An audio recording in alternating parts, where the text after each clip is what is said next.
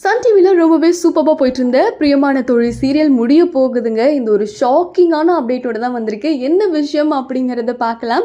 So Sun டிவியில் நிறையா serial எல்லாருக்கும் ரொம்ப பிடிக்கும். அதில் ரொம்ப ரொம்ப ஃபேவரட்டான ஒரு சீரியல் 1:00 ஸ்லாட்டில் போயிட்டு இருக்கிறது தான் பிரியமான தோழி. இந்த சீரியலுக்கு எக்கச்சக்கமான ஃபேன்ஸ் இருக்காங்க.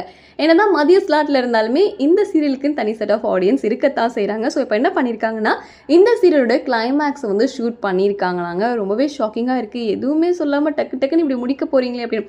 ஏன்னா சன் டிவியில் பேக் டு பேக் நிறைய புது சீரியல்லாம் வரப்போகுது இல்லையா? மல்லி, புன்னகை பூவே, கலாட்டா கல்யாணம் அப்படின்ற மாதிரி எக்கச்சக்கமான சீரியல் அப்படியே வரிசையாக வச்சுருக்காங்க.